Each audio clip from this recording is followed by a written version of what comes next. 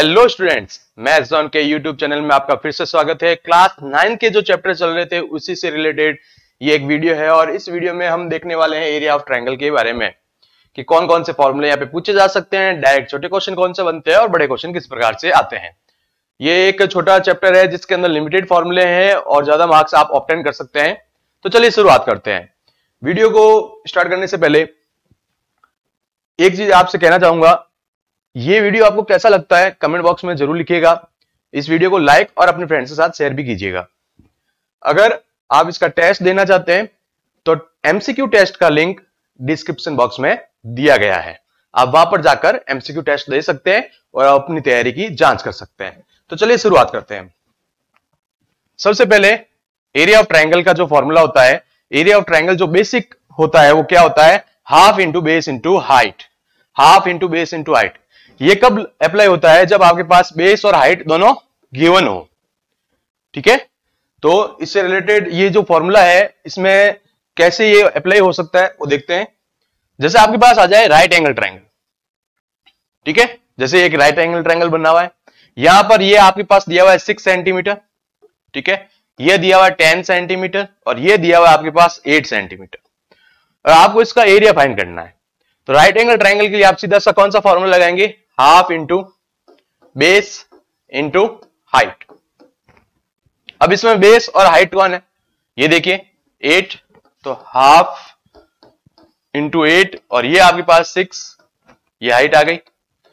ठीक है, इसको आप कट कर देंगे 4 टाइम्स तो आ गया 24 सेंटीमीटर स्क्वायर। एक चीज ये याद रखिएगा, जब भी एरिया पूछता है तो आपको यूनिट पीछे लिखनी कंपलसरी और साथ में क्या लगाना है, स्क्वायर लगाना है। ठीक है, तो ये आपके पास फॉर्मूला हो गया। अगर आपके पास ऐसा ट्रायंगल ना देके ऐसा ट्रायंगल आ जाए जिसमें तीनों साइड्स इक्वल हो, जब तीनों साइड्स इक्वल हो तो उसको हम क्या कहते हैं, इक्विलैटरल ट्रायंगल। तो डायरेक्ट क्वेश्चन आ जाता है कि आपके पास एक ट्रायंगल है जिसकी साइड क्या है, सेम है। तो यहां पर एमसीक्यू क्वेश्चन भी बन सकता है कि अगर साइड नहीं देखा, आपको बोल दे कि एक साइड है ट्रायंगल की, तीनों साइड आपके पास आ गई है ए, 3 साइड्स की वैल्यू आपको दे दी ए सेंटीमीटर और पूछ लिया कि इसका एरिया क्या होगा, तो आपको डायरेक्ट फॉर्मूला याद रखना है √3/4 ए स्क्वायर, यानी कि फॉर्मूला क्या होता है, √3/4 साइड स्क्वायर। ठीक है, ये फॉर्मूला होता है। तो अगर आपके पास ऐसे तीनों साइड्स इक्वल आ जाते हैं तो आपको ये फॉर्मूला अप्लाई करना है। तो चलिए देख लेते हैं इसको अप्लाई करके भी कि किस प्रकार से आपको वैल्यू पुट करनी है। तो यहां पे अपन लिख देंगे √3/4, साइड की वैल्यू कितनी है 6 का स्क्वायर। बस अब आपको सॉल्व करना है, √3/4 6 का स्क्वायर कितना होता है 36, इसको कट करेंगे 9, आपके पास आ गया 9√3 सेंटीमीटर स्क्वायर। आप इसके अंदर हेरोन का फॉर्मूला भी लगा सकते हैं, लेकिन ये आपके लिए छोटा पड़ेगा, तो आपको सीधा ये फॉर्मूला याद रखना है। एमसीक्यू में पूछा जा सकता है, फिलिंग द ब्लैंक्स में पूछा जा सकता है और 1 मार्क के क्वेश्चन में भी डायरेक्ट फॉर्मूला पूछा जा सकता है। ठीक है, तो आगे देखते हैं। आगे आपके पास है आइसोस्केलेस ट्रायंगल, जिसके अंदर क्या होती है, 2 साइड्स इक्वल होती है, यानी यहां पे भी 6 सेंटीमीटर आ गया, यहां पे भी 6 सेंटीमीटर आ गया, यहां पे आ गया 8 सेंटीमीटर। यानी 2 साइड जब भी इक्वल होती है तो उसको हम क्या बोलते हैं, आइसोस्केलेस ट्रायंगल बोलते हैं। तो इसका भी आप डायरेक्ट फॉर्मूला याद रख सकते हैं। वो डायरेक्ट फॉर्मूला क्या है, देखिएगा, डायरेक्ट फॉर्मूला है b/4 √4a² - b²। ठीक है, अभी a और b क्या है, तो जो सेम साइड होगी, जो क्या होगी, सेम साइड, यानी 2 साइड्स क्या होगी, सेम होगी। ठीक है, तो उसको अपन क्या लेना है, a लेना है। जो अदर साइड होगी उसको क्या लेना है, अपन को b लेना है। ठीक है, तो यहां पर जब फॉर्मूले में वैल्यू पुट करेंगे तो किस प्रकार से करेंगे देख लेते हैं। तो यहां पर आपके पास b है, b मैंने क्या बोला, जो अदर साइड होगी, यानी कि 8/4 √4, a की वैल्यू क्या है 6, जो सेम होगा ना वो ये होगा स्क्वायर, माइनस b की वैल्यू क्या है 8 स्क्वायर, तो ये हो जाएगा आपके पास 2। अब आप इसको सॉल्व कर सकते हैं, 36 - 64 और इसको सॉल्व करके आपको आंसर निकालना है। ठीक है, आप चाहे तो यहां से क्या कर सकते हैं, कॉमन ले सकते हैं और आप चाहे तो इसको सॉल्व करके भी माइनस करके भी आगे आंसर निकाल सकते हैं। तो यहां पे थोड़ा इजी रहता है कॉमन लेना, अगर आपको कॉमन लेना आता है तो। ठीक है, जैसे यहां से 4 कॉमन आ रहा है इसमें से और इसमें से, तो मैंने 4 कॉमन ले लिया, तो 4 जब कॉमन लूंगा तो बाहर आएगा तो बन जाएगा 2, यहां आपके पास बन गया 36 माइनस यहां से आपने क्या किया 4 कॉमन लिया, तो 4 कॉमन लेने के बाद में यहाँ पे आपके पास क्या बचेगा 16। अब इसको माइनस करेंगे तो ये हो गया 4, ये हो गया आपके पास √20। अब चाहे तो √20 को भी 5 × 4 करके आगे आप लिख सकते हैं, ठीक है, आप लिख लीजिएगा, वरना वीडियो काफी लंबा हो जाएगा। सेंटीमीटर स्क्वायर पीछे लिख देंगे। इस टाइप से आपको डायरेक्ट फॉर्मूला याद रखना है। अगर आपको ये डायरेक्ट फॉर्मूला याद नहीं रहता है तो आप इसके अंदर हीरोन फॉर्मूला लगा के भी आंसर निकाल सकते हैं, उससे क्वेश्चन थोड़ा लेंथी हो जाता है। अगर शॉर्ट फॉर्म में क्वेश्चन आता है, आपके 1 नंबर में आता है, डायरेक्ट फॉर्मूला पूछता है, तो आपको ये फॉर्मूला याद रहना चाहिए। चलते हैं अगले क्वेश्चन की तरफ। अगर तीनों साइड्स इक्वल नहीं है, सॉरी, तीनों साइड्स अगर डिफरेंट है तो आपको क्या करना है? अगर तीनों साइड्स डिफरेंट है तो आपको लगाना है हीरोन्स फॉर्मूला। तो वो क्या बोलता है? वो बोलता है एरिया ऑफ ट्रायंगल का कि एस अंडर रूट के अंदर s माइनस ए, s माइनस बी और s माइनस सी। अब ये s क्या होता है? s होता है a plus b plus c upon 2।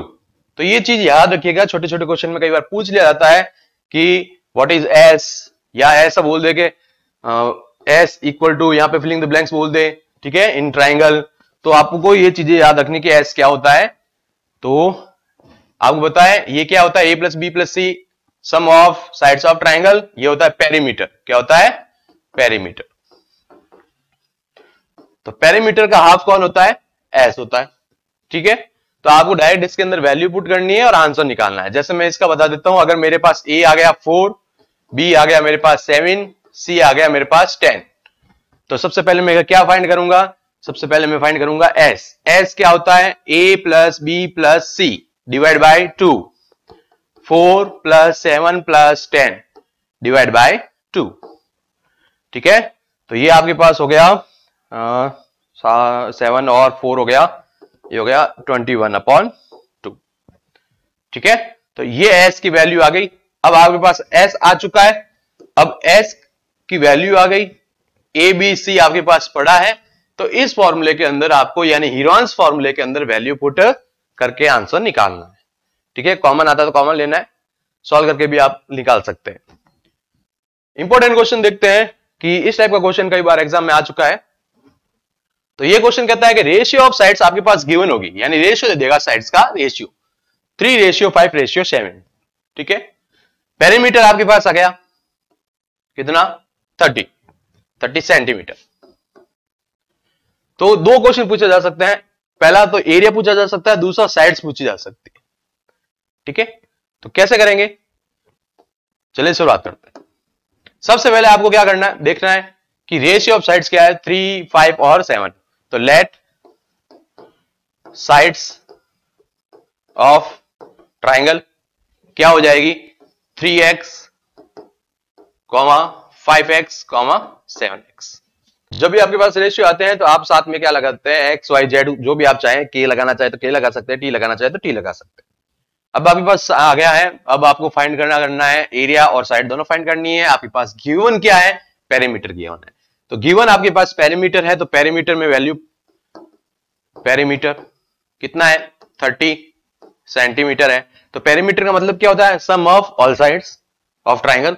तो 3x plus 5x plus 7x equal to 30, ठीक है ना। तो इस प्रकार से आपको ये करना है। तो ये हो गया 15x इक्वल टू 30। तो यहां से x की वैल्यू आपके पास क्या आ गई?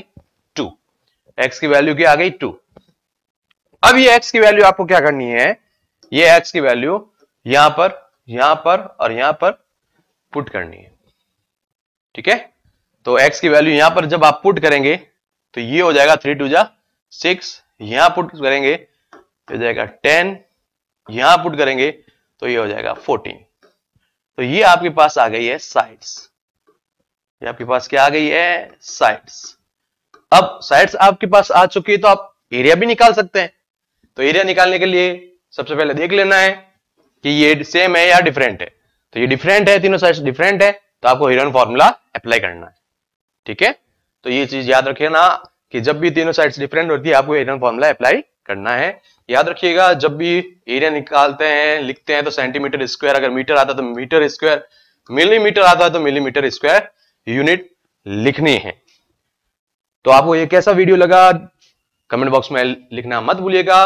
इसी टाइप के और भी वीडियो हम लेकर आने वाले हैं। अगर आपने चैनल अभी भी सब्सक्राइब नहीं किया तो कर लीजिए और आपकी तैयारी जांचने के लिए टेस्ट जरूर दीजिएगा। Thanks for watching.